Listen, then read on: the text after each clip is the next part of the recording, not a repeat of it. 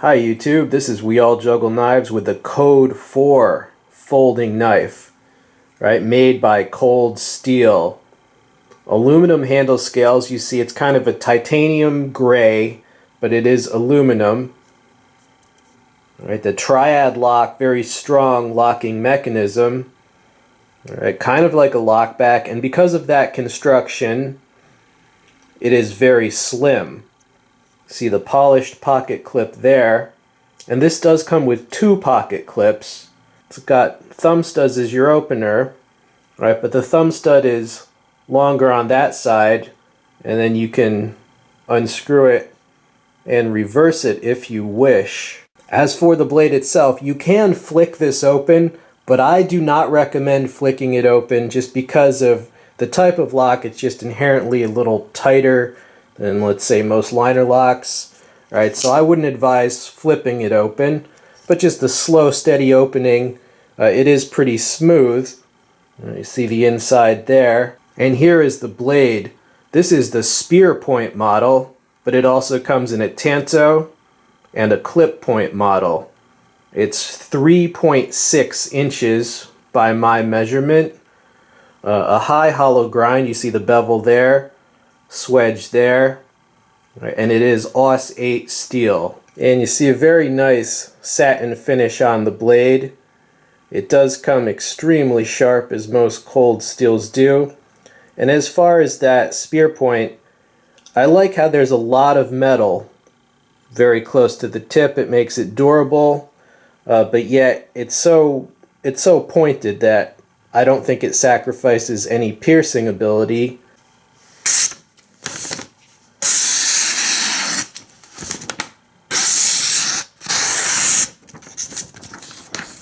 Quite sharp, nice and slow. Yeah, cold steel gives you some very sharp blades. Probably one of the biggest competitors to this Code 4 would be the venerable and iconic Spyderco Endura. So you see a useful size comparison here. The Endura's blade is actually a little bit longer than the Code 4.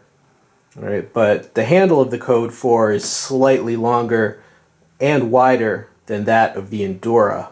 And as for pros and cons, well, the very point of the Code 4 is more inline. Okay, it's more inline with the handle.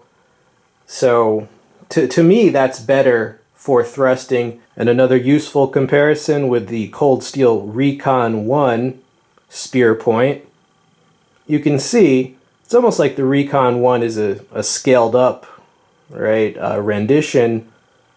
And you can see the Recon 1, it's about an half an inch longer in blade length and wider.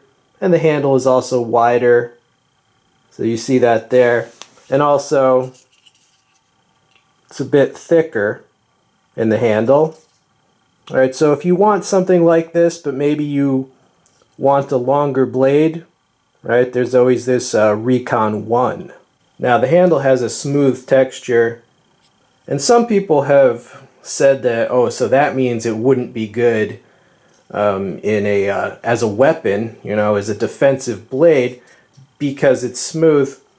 Well, the texture is not the only part of a knife that keeps your grip on the knife. The shape of the handle is a big factor too. And I would say this shape really does facilitate a strong grip. Also, there are ways to increase the texture of the handle. The simplest and cheapest is just to cut out some skate tape, right, and apply that. So there are ways. Now, if you read the literature on this knife, the marketing, the ads, this is designed to appeal to law enforcement, security, and to handgun owners, you know, firearms owners, concealed carry license holders. All right, that's what this is conceived for. All right, so there's two parts to that. You know, one part would be everyday utility. Do I think this is good for everyday utility? Yes, because the blade is long enough to do some work, but it's not so long as to be awkward to carry. It's very thin, right, which always helps, less bulky. It comes real sharp, and it's also easy to resharpen, right, the Aus 8. And the very pointed tip is good for precise work, you know, anything from opening a box, you know, to starting cuts. So as far as the utility, oh, and the biggest thing, the strength of the lock is a big factor. If you had to use this harder than you would want, the lock can take it better than most competitors. So as far as utility, I do believe it can work for that. But the other question is, what about the defensive or weapon use or potential of the blade? Because when you're selling to police or firearms owners, there's always the secondary idea that if their firearm fails, or if they get into some sort of wrestling match, someone's trying to grab that gun, could this be used as an effective hand-to-hand weapon? You know, a lot of times if you even suggest weapon usage, people will have panic attacks and freakouts. Well, the fact is, if this is marketed as something for police and something for gun owners and security and things like that, I would not be doing my job if I pretended that that wasn't said and I skipped over whether it could be used by those guys in a defensive role. So I'm doing my job. And my short answer on that question, yes, I feel it could. You know, when you're dealing with blades this small, this is relatively small in terms of hand-to-hand weaponry. When you're dealing with blades this small, I pretty much believe that it should be designed basically like a prison shank, but with modern production technology and materials. All right. So would this be an effective shank, so to speak? Well, look at it, man. I think it would. You know, just as other so-called tactical knives that I would recommend follow that same pattern. The CRKT Hisatsu, this Emerson Gentleman Jim. You know, the Emerson is an expensive knife, and it's a handy little knife. But in the end, when you take away all that, it's basically a folding shank. This, it's a good knife. It's designed by a high-ranking martial artist and veteran. It's a Japanese theme. But in the end, it's basically a high-tech folding shank, and it would do excellent at that mission. Right? Even some cheaper knives, like sometimes you'll find a cheap knife like this is a United, they call it the Speed Demon. It's a cheap knife, but it would be effective for one purpose. You see that there?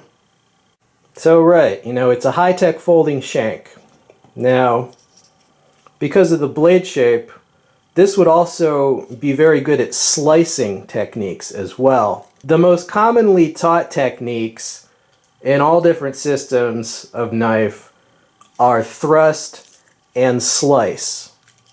And this can do both. And as far as the tanto, you know, cold steel tanto designs are great for the snap cut, but the snap cut becomes less and less practical as the knife gets shorter. You know, for a knife this long, yeah, that's snap cut, a flick of the wrist and boom. All right, but when you get to like a 3.6 inch blade, it's not as efficient to snap cut with a short blade. You have to put in more arm motion, and it just becomes less viable. I just felt instead of snap cutting, I would just be doing slicing if needed. I think you should get this first, and then don't be afraid to get the other two, you know, if they appeal to you. Okay, so those are all my thoughts on the Cold Steel Code 4. Yes, I do recommend it. I think it can fulfill its part of the bargain, so to speak. It's strong, it's slim, it's attractive, moderately priced. very sturdy. All right, hope you enjoyed the review. It's been We All Juggle Knives. I'm out.